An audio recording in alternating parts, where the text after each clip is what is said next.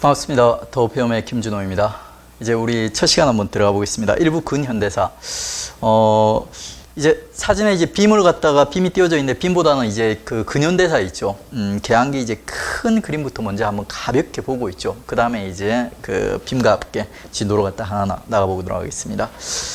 우리가 일반적으로 이제 개항기라고 부르는 시기는 조선 시대가 실질적으로 끝이 나고 있죠. 우리가 이제 서구 열강의 우리 서구 열강의 문명들을 갖다 받아들이는 요 시기예요. 그러니까 그 개항기라는 시기, 그 시기가 이제 첫 번째 마디예요. 우리가 이제 근현대사에서 배울 첫 번째 마디예요. 그러니까 그리고 이 개항기를 갖다 우리가 잘 보냅니까? 잘 못 보냅니까? 현명하게 보내는 거예요? 아니면 어리석게 보내는 거예요? 그러니까 제대로 보내지를 갖다 못하는 거예요. 그러니까 그러면서 우리가 개항기를 갖다 잘 못 보내고 결국 이제 먼저 소구화된 일제 나라를 갖다 빼앗기는 겁니다. 그 시기를 갖다 우리 뭐라고 부르는 거예요? 일제강점기.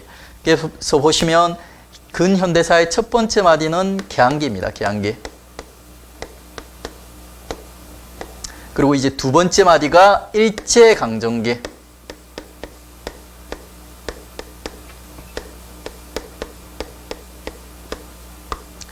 그리고 일제강점기를 갖다가 우리 35년을 보내게 됩니다. 그리고 나서 우리가 드디어 이제 해방을 맞이하게 되는데 그 이후 역사를 갖다 우리가 이렇게 부릅니다. 현대사.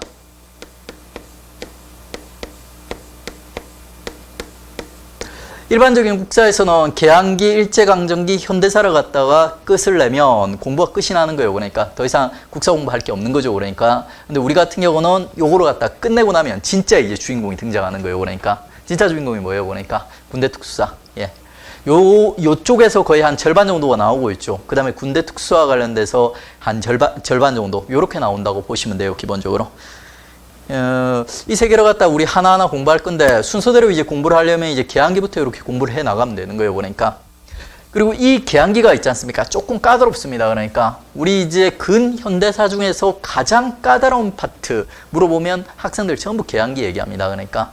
그리고 국사 전체에서 있지 않습니까? 어느 파트가 제일 어렵냐? 이렇게 학생들한테 물어봐도 개항기 얘기하는 학생들이 되게 많아요. 그러니까 그 정도로 이제 개항기가 좀 어려운 파트입니다. 어려운 이유는 왜 어려울까요? 그러니까 이 개항기라는 시간적으로 보면 크게 긴 시간 아니에요. 한 50년 정도가 되거든요. 그러니까 50년 정도가 되는데 이 시기 동안 사건들이 되게 복잡하게 일어나요. 조선이 망해가고 있는 과정이에요. 세도정치라는 막장 정치를 갖다가 거치면서 조선이 망해가고 있죠. 그 망해가는 정치를 갖다가 바로잡으려고 이제 뭐 흥선대원군 같은 개혁가들이 이제 등장을 하는 거예요. 그러니까 우리도 보면 세도정치라는 어떤 막장 정치를 갖다 뛰어넘기 위해서 뭔가 개혁을 갖다 추진하고 있고요. 동시에 이때 서구 열강들이 우리나라로 이제 들어오는 거예요. 그러니까 완벽하게 들어오는 건 아니고 찝쩍찝쩍 하는 거예요. 그러니까 그러다가 결국 문이 열리면서 있죠. 서구 열강들과 교류를 하게 되는 거예요. 그러니까 그러면서 우리가 이 시기에 동시에 근대화가 이루어지는 겁니다. 근대화. 그리고 이제 이 근대 문물들, 서구에서 몇백 년 동안 순차적으로 발전시켰던 근대 문물 같은 거 있죠. 그게 우리나라에 50년이라는 시간에 뒤죽박죽 섞여서 논리적 연관관계도 없이 뒤죽박죽 섞여서 막 들어오는 거예요. 그러니까 이렇게 막 여러 가지 것들이 섞여 있어요. 그러니까 일단 우리도 근현대로 나아가려는 움직임이 있고요. 그 다음에 서구 열강의 영향을 받는 모습, 근대 문물 들어오는 거, 그 다음에 일본이라든지 청나라, 러시아, 뭐 여러 나라들이 우리나라에 이제 내정에 간섭한다든지 우리나라에 관심을 가지고 뭐 여러 가지 사건들을 갖다 일으키게 되는 거예요. 그러니까 이런 것들이 막 얽히게 되면서 우리가 이제 우리 개항기가 참 복잡해지는 겁니다. 그러니까. 근데 또 복잡하다고 우리가 이제 또 너무 복잡하게 접근하면 끝이 안 나요. 그러니까 가능한 이걸 갖다 좀 심플하게 간단하게 정리를 해서 우리는 이제 접근을 할 겁니다. 그러니까 이제 개항기를 갖다 우리가 일반적으로 정리를 할 때 이런 식으로 정리를 하시면 돼요. 개항기의 첫 마디를 차지하는 인물이 바로 흥선대원군이에요. 흥선대원군. 들어보신 적 있죠? 워낙 유명한 인물이죠. 얘는 왕이에요, 아니에요? 왕이 아닙니다. 고종의 아버지요. 왕의 아버지요. 그러니까 고종이 되게 어린 나이에 왕이 올라가게 되는 거예요. 그러면서 흥선대원군이 섭정, 대신 정치를 갖다 했던 겁니다. 그러니까 그래서 이제 이 흥선대원군이라는 인물이 이 이전에 세도 정치라는 막장 정치를 바로잡으려는 개혁을 갖다 하는 거예요. 그러니까 첫 번째 마디 우리 흥선대원군의 개혁 정치 요구로 갖다 보게 될 거고 있죠. 이 개혁이 완전히 성공적이지 못해요. 나름대로는 의미가 있는 개혁인데 있죠. 완전히 성공적이지 못합니다. 그러니까 흥선대원군의 어설픈 개혁으로 갖다 거치고 나가지고 있죠. 그 다음에 이제 흥선대원군이 물러나게 됩니다. 물러나면서 민비, 고종이 아니라 있죠. 고종의 마누라인 민비한테로 이제 권력이 넘어갑니다. 그리고 이 민비를 갖다 중심으로 해서 우리가 이제 개양, 문을 갖다 열기 시작하는 거예요. 그러니까 첫 번째 우리가 이제 문을 여는 나라가 일본입니다. 운요 사건이라는 걸 갖다 계기로 해서 강화도 조약 들어보신 적 있죠? 예, 이런 조약을 갖다 맺으면서 우리가 일본에 처음 문을 여는 거예요. 일본은 서구 열강은 아니에요. 하지만 서구화돼 있었습니다. 이때 이미. 예, 그러면서 그렇기 때문에 우리 이제 일본에게 문 연 것도 어떤 그 문호 개방이라고 이제 보는 거예요. 그러니까 그러면서 이제 일본에 의해 가지고 우리 개항기가 이제 처음 스타트를 갖다 끊습니다. 일본이 주도해서 우리가 이제 근대화되어가는 그 과정이 이제 개항기의 첫 번째 마디예요. 그러니까 흥선대원군은 첫 번째 마디라기보다는 바로 개항 직전이라고 보시면 돼요. 그러니까 예. 그 다음에 먼저 일본이 주도권을 잡았습니다. 잡았고 뭐 여러 가지 일들이 일어나는데 이 주도권을 갖다 나중에 또 청나라가 뺏어가게 되고 그러니까 우리 이모군란이라든지 그 다음에 갑신정변이라는 중요한 두 개의 사건이 일어나거든요. 이 두 개의 사건이 성격이 완전히 달라요. 예, 일단은 뭔지 몰라도 되고 그러니까 두 개의 중요한 사건이 일어나는데 이 성격이 완전 다른 두 개의 사건이 일어나는데 이 성격이 다른 두 개의 사건에 공통점이 하나 있는 거예요. 그러니까 예. 얘는 완전 보수, 얘는 완전 급진 세력들이 일으킨 난인데 있죠. 요 두 개의 공통점이 뭐냐면 요 두 개를 갖다가 청나라가 진압을 한다는 거예요. 요 두 개의 난을 갖다가. 그러면서 주도권이 청으로 옮겨가는 거예요. 원래 강화도 조약을 통해서 일본이 문을 열면서 주도권, 우리 개항의 주도권을 일본이 잡았는데 그 주도권을 청이 뺏어간다는 겁니다. 요게 이제 핵심적인 내용이에요. 청이 주도했던 두 번째 마디. 그 다음에 일본. 얘들 무서운 애들이죠. 그러니까 이 일본이 있죠. 10년 동안 칼을 갈다가 청나라를 갖다 제끼면서 청으로부터 주도권을 갖다 뺏어오는 거예요. 그러니까 그것과 관련된 두 개의 사건이 도학 농민운동, 예. 그 다음에 갑오을미개혁이라고 있습니다. 갑오을미개혁. 갑오을미개혁. 예. 요 사이에 청일 전쟁을 갖다 치르면서 있죠. 일본이 청을 제끼고 다시 조선의 주도권을 갖다 차지하는 겁니다. 그러면서 어떻게 보면 있죠. 이 시기 때 조선이 어떻게 보면 일본에 거의 흡수될 뻔했어요. 그러니까 일본의 그러니까 식민지화가 어쩌면 이때 시작될 뻔했습니다. 근데 우리 고종이 있죠. 마지막에 탈출하는 거예요. 어디로 탈출하냐? 러시아 공사관으로 탈출합니다. 러시아 공사관.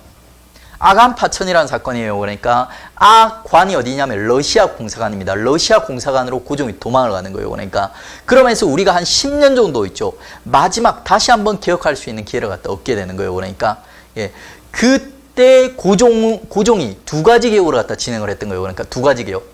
첫 번째 개혁이 독립협회와 관련된 개혁이에요. 독립협회. 들어보신 적 있죠? 독립협회. 얘도 워낙 유명한 단체입니다. 그리고 이 독립협회 운동이 고종이랑 뭔가 이제 코드가 안 맞는 거예요. 그러니까 그래서 이제 고종이 시작하긴 했는데 있죠. 고종이 나중에 독립협회를 갖다 밟아버리게 돼요. 그러니까 그러고 나서 이제 모든 힘을 고종에게 집중을 시킵니다. 집중을 시키면서 자기 중심으로 근대화를 갖다 한번 추진해 보려고 했던 거예요. 그걸 우리 광무개혁이라고 부릅니다. 광무개혁. 네 번째 마디인 러시아 주도기는 정확하게 얘기하면 러시아 주도기가 아니라 러시아와 일본이 있죠. 평평하게 힘의 균형을 갖다 이루고 있던 시기예요. 그러니까 그리고 그 와중에 조선이 이제 유일하게란다. 조선이 이제 마지막으로 어떤 이제 독자적인 개혁을 갖다 추진할 수 있었던 거고요. 근데 그 힘의 균형이 깨지는 거예요. 그러니까 러일 전쟁이 일어나고 있죠. 그 결과 일본이 이제 승리를 하게 돼요. 그러니까 그러면서 이제 한반도에서 일본이 독자적인 영향력을 행사할 수 있게 되고 있죠. 예, 그런 상황에서 일본은 각종 여러 가지 조약을 통해 가지고 별명을 하나 제가 지었습니다. 한일의 협약입니다. 얘는 정식 명칭이 아니에요. 제가 붙인 이제 그 네 개 조약을 갖다 이름을 갖다 줄여놓은 게 한일의 협약이에요. 요런 네 개 조약을 갖다 통해 가지고 일본이 우리 국권을 갖다 하나씩 야금야금 빼 먹는 거예요. 그러니까 예, 그게 다섯 번째 말이. 그러니까 이제 식민지화를 갖다 준비하고 있는 거예요. 그러니까. 그리고 동시에 이 다섯 번째 시기는 아직까지 일제강점기예요, 아니에요? 일제강점기는 아니죠. 그러니까 개항기의 마지막이에요. 그러니까. 근데 보시면 실제로 이 다섯 번째 말에 가면 일본이 거의 우리 조선의 모든 주도권을 다 쥐고 있는 거예요. 그러니까 어떻게 보면 식민지 시대랑 거의 분위기가 비슷한 거예요. 그러다 보니까 식민지 시대와 비슷한 있죠. 우리 민중들의, 우리 백성들의 저항이 일어나는 거예요. 그러니까 예. 의병활동이라든지 애국개몽운동, 그 다음에 애국개몽운동, 의병활동, 예. 요런 흐름들이 다섯 번째 말이 나타나는 거예요. 요 애국개몽운동과 의병활동 비슷한 것들이 일제강점기에 있거든요. 그러니까, 예. 그게 이제 시작이 바로 이제 이 다섯 번째 말이 시작이 되는 겁니다. 우리는 보시면 개항기를 갖다 크게 다섯 개 말이 일로 나눌 수 있는 거예요. 그러니까. 이게 정말 부끄러운 게 원래 우리 역사지 않습니까? 예.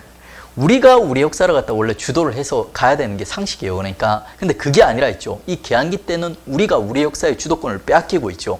외세들이 우리의 주도권을 갖다 쥐었던 겁니다. 그 외세들이 주도권을 갖다 주고받는 거예요. 그러니까 처음 일본에서 시작해서 그게 청나라로 넘어가고 다시 일본이 되찾고 있죠. 다시 러시아와 이제 힘의 균형을 이뤘다가 다시 일본이 러시아까지 새끼면서 조선을 갖다가 식민지화하는 거예요. 그러니까 어렵지 않죠. 일청일러일 이거로 갖다 입에 익숙하게 하셔도 되고 있죠. 아니면 이렇게 생각하세요. 일본이 쭉 있고 있죠. 일본한테 청이 한번 도전했다. 나중에 제껴지는 거예요. 그러니까 그 다음에 다시 러시아가 한번 도전했다. 다시 제껴지는 거예요. 일본 애들이 무서운 거죠. 그러니까 예, 이런 식으로 이제 큰 흐름이 일어납니다. 큰 흐름. 실제로 시험에 나오는 거는 이런 큰 흐름이라기보다는 요 안에 이모군란이라든지 갑신정변, 동학농민운동, 갑오을미개혁, 독립협회, 광무개혁, 한일의 협약, 애국개몽운동, 의병항쟁 요런 내용들이 나와요. 구체적으로. 근데 일단은 이제 큰 흐름을 갖다 잡고 나서 있죠. 그 다음에 그 세부적인 내용으로 들어가는 거예요. 그러니까 이제 그 큰 틀을 갖다 잡았습니다. 뼈대를 갖다 잡은 거예요. 그 다음에 이제 뭐 세부적인 내용으로 하나하나 이제 한번 들어가 보죠. 이건 뭐 크게 중요한 내용은 아니에요. 그러니까 이게 조선이에요. 조선의 러시아와 그리고 청나라, 일본 있죠. 아까 일청일러일에 나오는 주연들 다 나왔죠. 개항기의 주연들. 요 나라들이 전부 눈독을 들이고 있는 거예요. 그러니까 얘들이 경쟁을 하는 거예요. 첫 번째 일본이 주도권을 잡으면서 우리 문을 갖다 열게 되는 거예요. 근데 청나라가 이모군란과 갑신정변을 통해서 그 주도권을 뺏어오고 있죠. 일본이 10년 동안 칼을 갈다가 청일전쟁을 통해서 청나라가 갖다 제끼는 겁니다. 그러니까. 그 다음에 이제 일본이 거의 식민지 할 뻔했습니다. 이때. 근데 조선의 고종이 러시아 쪽으로 도망을 가버리는 거예요. 그러니까. 예. 그러면서 10년간 우리 마지막 개혁할 수 있는 기회를 갖다 한 번 더 얻어요. 그러니까. 근데 이제 그 개혁도 성공하지를 못하는 거예요. 그러니까. 예. 10년 뒤에 다시 일본이 있죠. 러시아와 전쟁을 갖다 일으키고 그 전쟁에서 일본이 러시아를 제거해버리는 거예요. 제거해버리고 조선을 자기가 이제 독차지하는 거예요. 그러니까 독차지하고 이제 그 마지막 마디에는 식민지화 하기 위한 준비를 하는 겁니다. 뭐를 통해서?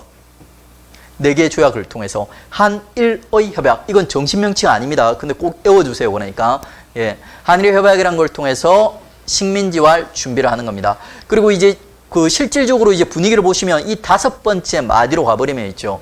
일제가 거의 우리를 갖다 거의 식민지한 거랑 거의 비슷하거든요. 우리의 실질적인 주권들을 갖다 막 뺏기 시작해요. 그러니까 그러다 보니까 일제 강점기에나 있을 법한이 있죠.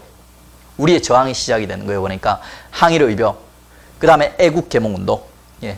일제 강점기에 이거랑 비슷한 저항들이 있거든요. 근데 이 저항들이 있지 않습니까? 이미 다섯 번째 마디에 벌써 일어나는 거예요. 그러니까. 예. 보시면 이제 조선의 이런 상황이에요. 세도 정치라 해서 지가 알아서 망해가는 시기예요. 그러니까. 예. 조선의 정치 단계가 크게 5단계가 있어요. 근데 마지막에 가면 이제 처음에 이제 관학이 주도하는 시기. 그 다음에 조선의 실질적인 주인공인 사림이 등장하는 시기. 그 다음에 사림들이 정권을 잡고 가장 조선다운 정치, 붕당 정치를 갖다 전개하는 시기. 예.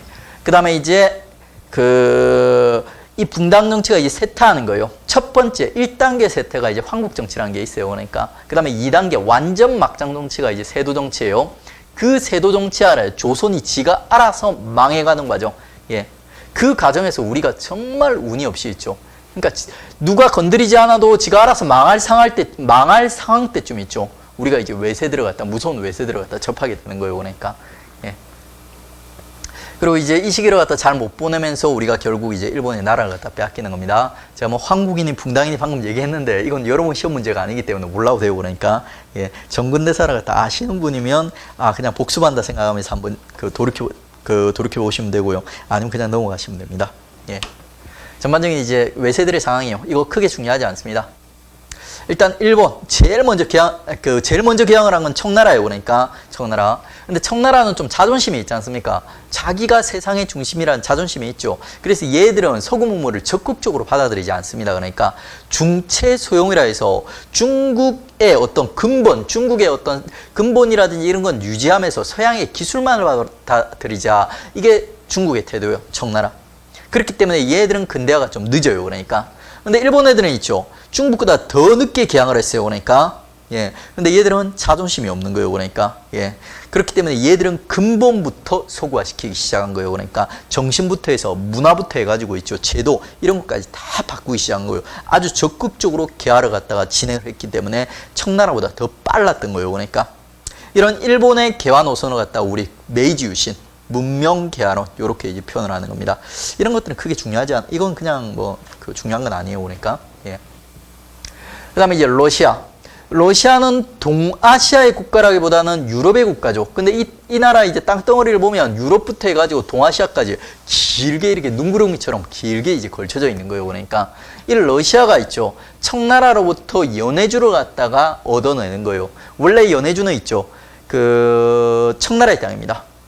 근데 청나라가 프랑스와 영국에 막고 있을 때 러시아가 도와준 거예요. 그러니까 예, 화해를 갖다 시켜준 거예요. 그 대가로 중국으로부터 연해주를 갖다 얻어내게 돼요. 그리고 이 연해주가 우리 국경이랑 이제 접해 있거든요. 그러면서 이제 우리가 러시아란 이제 서구의 강과 맞닥뜨리게 되는 겁니다. 이 나라 같은 경우는 솔직히 조선을 원했다기보다는 부동왕을 원해요. 부동왕이 뭘까요? 부동왕은 얼지 않는 항구입니다. 얼지 않는 항구. 러시아 같은 경우는 해군력이 되게 강한 편인데 있죠. 그 강한 해군력이 겨울만 되면 못 움직이는 거예요. 왜? 러시아란 나라가 이제 추운 데 살지 않습니까? 그러다 보니까 항구들이 다 얼어버리는 거예요. 그러니까. 그래가지고 이제 러시아의 꿈이 뭐냐면 얼지 않는 항구로 갖다 구하는 거. 예. 태평양 쪽에서 조선이 이제 최적지라는 거예요. 그러니까 조선에서 얼지 않는 항구로 갖다 하나 얻어보려고 애썼던 러시아. 예. 요 세 개 나라들이 조선을 두고 각축으로 갖다 버리는 겁니다. 그러니까 예. 그 얘기 들어갔다 이제 우리 하나하나 배워가게 됩니다. 먼저 이제 본격적인 개항기라고는 보기 어려운 있죠.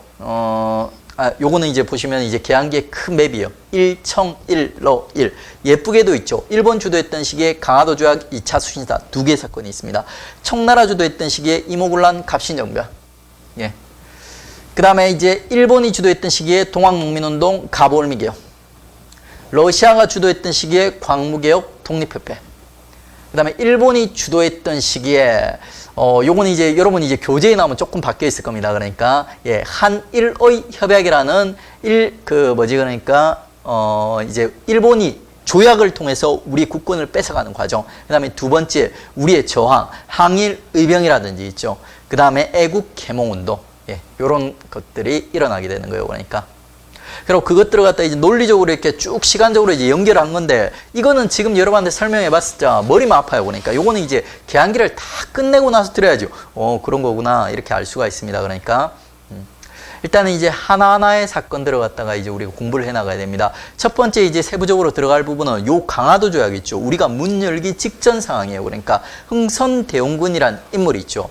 그 인물이 세도 정치를 갖다가 극복하기 위해서 개혁 정치를 갖다 펼치고, 그리고 동시에 대외적으로는 쇄국 정책이라는 걸 펼치는 걸 먼저 공부를 할 거예요. 그러니까 예.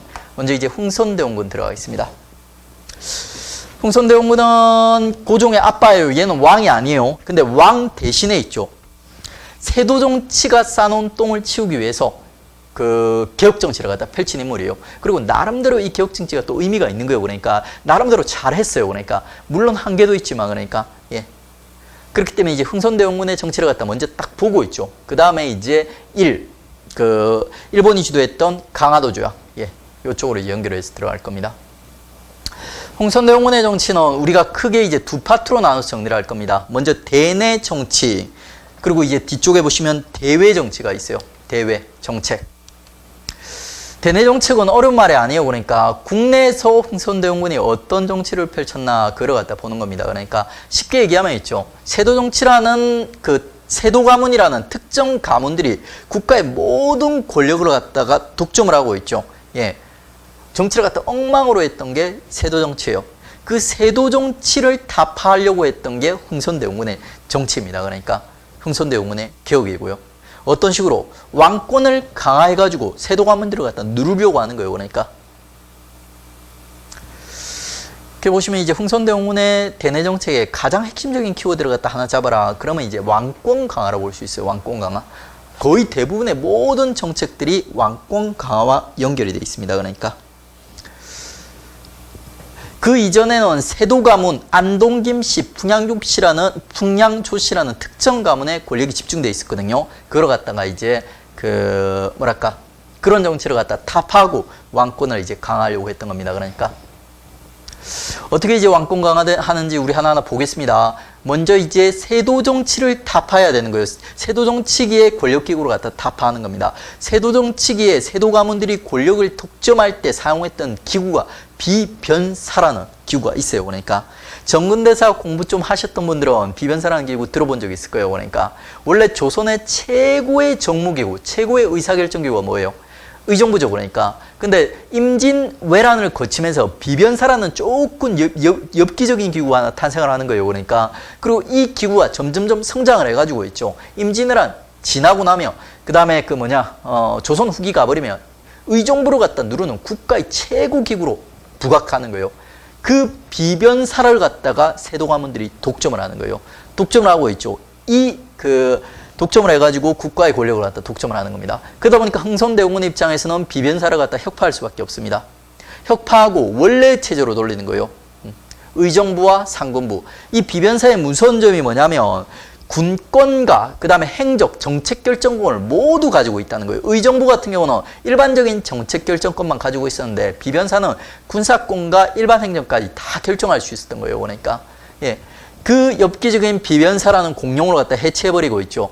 의정부와 삼군부라는 기구를 갖다 부활시키는 거예요. 그러니까 행정권은 의정부, 군사권은 삼군부 이런 식으로 나눠졌던 겁니다.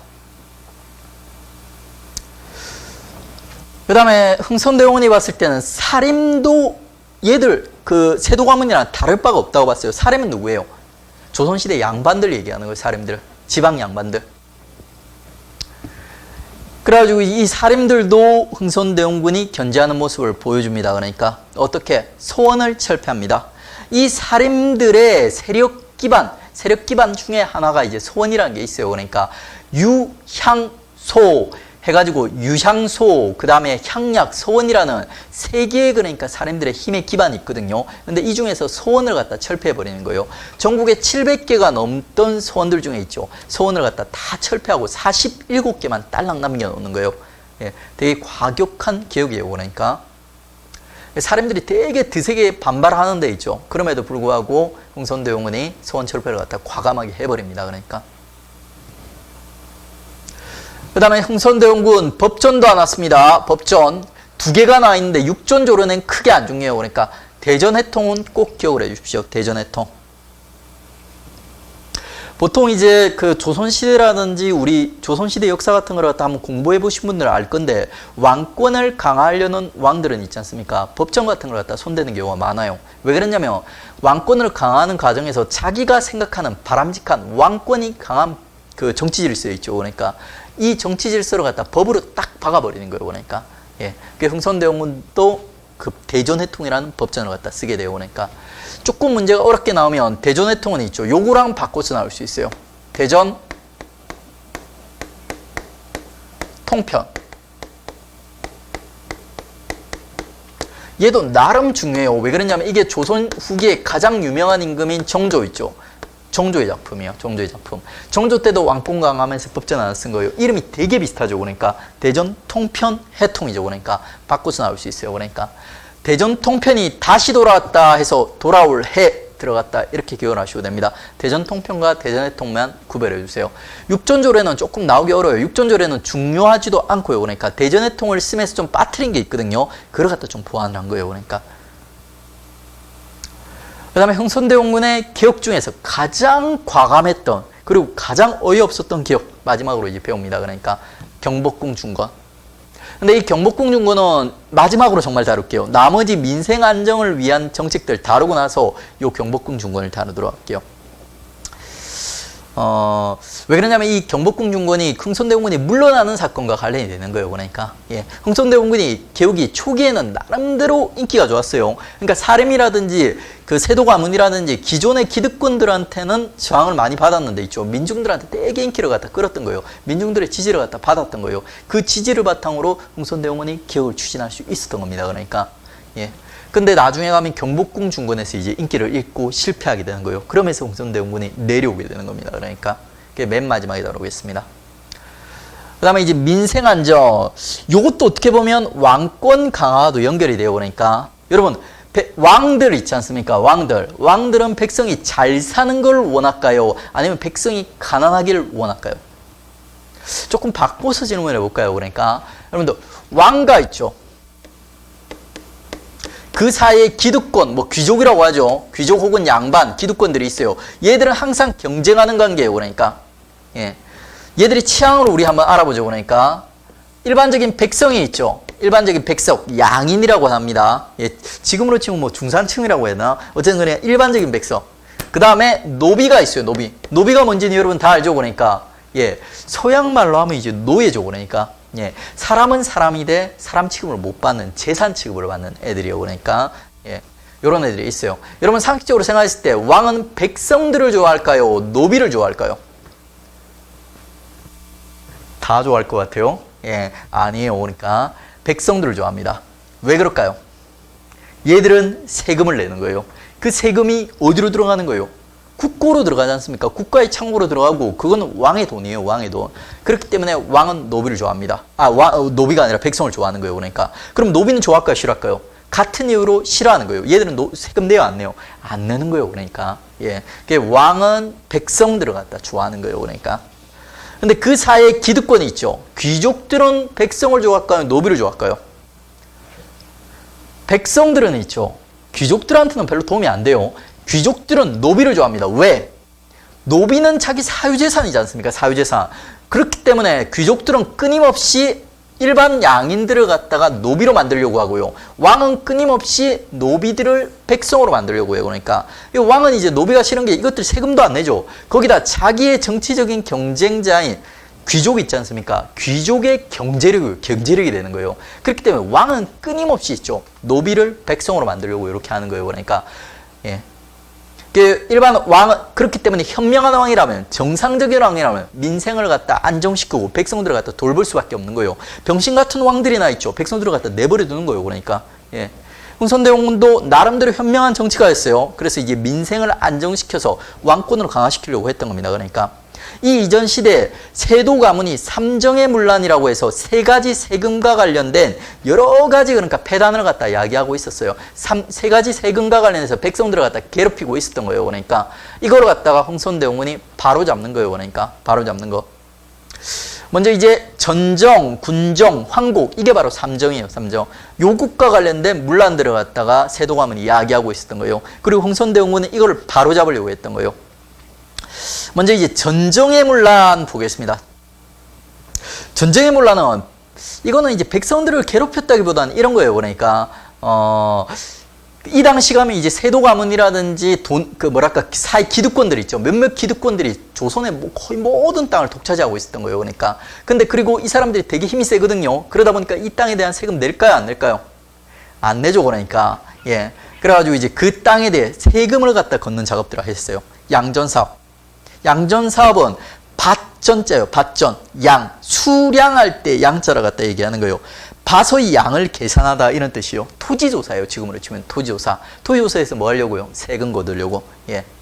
그 다음에 이제 군정의 문란이라는 게 있는데 요걸로 갖다가 이제 흥선대원군이 또 바로 잡습니다. 호포제는 꽤 중요합니다. 호포제는 동그라미 쳐주세요. 호포제. 호포제는 뭐냐면 원래 이제 군역 부담, 그러니까 지금으로 치면 국방의 의무죠. 그러니까 예, 국방의 의무를 대신해 가지고 조선시대 때 군포라는 있죠. 세금 비슷한 걸 냈어요. 그러니까 근데 이 군포로 갖다 원래 양인들만 냈거든요. 양반들은 안 냈던 거예요. 그러니까 노비도 당연히 안 내요. 노비는 사람이 아니다 보니까 권리도 없고 의무도 없어요. 그러니까 세금 낼 일이 없어요. 이것들은 그러니까 예, 거기다 이제 또 양반도 안 내는 거예요. 그러니까 근데 조선 후기, 실제로 조선 후기로 가버리면, 이 시대 때 가버리면 100명이 있지 않습니까? 100명. 100명이 이렇게 쭉 줄을 서 있어요. 이렇게 줄을 서 있으면 양반은 한 몇 프로, 평민은 한 몇 프로 정도 되겠어요? 원래 조선 초기만 해도 양반이 한 5%밖에 안 됐어요. 그러니까 5%. 근데 조선 후기로 가면 있죠. 임진왜란 지나면서 신분제가 문란하면서 양반 수가 폭증하는 거예요. 폭증. 그러면서 거의 70%, 80%가 양반이거든요. 그러면 양인, 평민은 몇 명일까요? 얘들은 한 20% 이 정도밖에 안 돼요. 근데 이 20%밖에 안 되는 평민들한테 군포, 뭐랄까 이제 군포라고 해, 군포 그러니까 군역 부담을 갖다 모두 다 지우고 있었던 거예요. 평민들의 군역 부담이 너무 컸던 거예요. 그러니까. 이거를 갖다가 흥선대원군이 어떻게 해결을 했냐면 너네 양반들도 이제 세금 내라 이렇게 된 거예요. 그러니까 호푸제. 괜찮은 법이죠. 백성들 되게 좋아했겠죠. 원래 요 2명이서 부담을 하던 거를 이제 9명이서 같이 부담을 하는 거예요. 그러니까 백성들 입장에서는 되게 좋은 거죠. 양반들은 기분 나빴겠지만 그러니까 그게 호포제예요. 되게 훌륭한 법입니다. 그러니까 양반도 이제 양인, 평민과 같이 군포를 부담하는 제도가 호포제예요. 호포제. 그 다음에 이제 황곡. 황곡은 이거는 원래는 세금이 아니었어요. 황곡은 뭐냐면 원래는 불쌍한 백성들이 있죠. 가난한 백성들, 먹을 게 없는 백성들에게 쌀을 빌려주는 제도예요. 빈민구율 제도예요. 구제제도. 근데 이게 변질이 됐던 거예요. 변질이. 상평창이란 국가의 기관이 있죠. 이 황곡 업무를 맡았거든요. 여러분들 이제 정근대사를 좀 공부하셨던 분들은 이거 뭔가 좀 이상한데 이렇게 생각할 수도 있어요. 왜 그러냐면 상평창이 원래 우리가 고려 조선의 역사를 갖다 배울 때는 황곡 업무를 맡는 요런 업무를 맡는 기구가 아니라 원래 물가 조절 기구였어요. 근데 이게 이제 조선 중기 지남에 있죠. 그 물가 조절 기능에다가 황곡 업무까지 같이 플러스해서 맡게 되는 겁니다. 그러니까 그리고 이 황곡 업무에서 얘들이 장난질을 갖다 치는 거예요. 어떻게? 원래 그 쌀을 갖다 빌려줄 때는 불쌍한 백성들한테 쌀을 빌려줄 때는 저리로 그러니까 낮은 이자로 빌려줘야 돼요? 아니면 높은 이자로 빌려줘야 돼요? 아니 얘들 안 그래도 가난해요. 그러니까 예 그러다 보니까 이제 저리로 이렇게 빌려줘야지 애들이 쓰고 갚을 수가 있겠죠. 그러니까 근데 이 상평창에서는 어떻게 했냐면 있죠. 돈놀이를 하는 거예요. 이걸 가지고 그러니까 되게 고리로 빌려주는 거예요. 연 50% 이자 이런 식으로. 그러다 보니까 백성들은 빌리고 싶을까요? 빌리기 싫을까요? 빌리기 싫죠. 예, 아무도 안 빌려고 하는 거예요. 그러니까 그러다 보니까 얘들이 있죠. 국가기관의 권위를 갖다 빌려서 있죠. 그 권위로 백성들한테 억지로 또 맡긴 거예요. 이제 어떻게 되는 거예요? 이 황곡이라는 거는 있죠. 원래는 백성들을 갖다 위한 제도였는데 이제는 세금화돼 버린 거예요. 세금화. 예, 세금화돼 버린 거예요. 그러니까 백성들이 할 수 없이 떠맡는 거예요. 그러니까 떠맡아서 세금처럼 이렇게 내고 있었던 거예요. 요거로 갖다가 흥선대원군이 바로 잡아서 있죠. 사창제란 걸 실시합니다. 사창제. 지방에 덕망 있는 인사들이 있죠. 요런 사람들한테 황곡 업무를 갖다 맡긴 거예요. 그러니까 이건 무슨 말이냐면 국가기관의 권위를 빌어서 있죠. 황곡이라는 빈민을 구열하는 제도를 세금으로 바꿔버린 거예요. 그러니까 그러다 보니까 흥선대원군은 이제 국가기관에서 황곡을 하지 말라는 거예요. 이해하셨죠? 그러니까 예 그리고 민간에서 황곡을 해라 이렇게 얘기한 거예요. 사창제. 자 마지막에 이제 경복궁 중건을 보고 우리 이제 넘어갈 겁니다. 그러니까 경복궁 중건은 뭐냐면 흥선대원군이 이런 개혁, 일련의 개혁을 갖다 추진을 했어요. 여러분 들어보니까 어때요? 나름대로 어떻게 좀 잘한 것 같아요? 못한 것 같아요? 그러니까 나름대로 괜찮은 개혁이죠. 그러니까 예. 이런 개혁을 갖다 추진하면서 세도 가문이라든지 살인들이 있지 않습니까? 양반들은 적으로 돌리는데 일반 평민들에게는 엄청나게 지지를 갖다 받게 되는 거예요. 그러니까 예. 그래 나름대로 이제 왕권이 강해지는 거예요. 그러다 보니까 이제 흥선대원군이 약간 무리수로 갖다 두게 돼요. 경복궁 중건을 시도하게 됩니다. 경복궁 뭔지 아세요? 예. 경복궁이라는 거는 조선에 5대 궁이 있어요. 5대 궁 5개 궁이 있습니다. 그러니까 그 5개 궁 중에 정궁이라고 불리는 궁이요. 가장 중심이 되는 궁이에요. 그러니까. 근데 여러분 알기는 이제 경복궁보다 어떻게 보면 창덕궁이 더 유명할 수도 있죠. 왜 그러냐면 창덕궁이 왕들이 실제로 더 오래 살았던 궁입니다. 그러니까.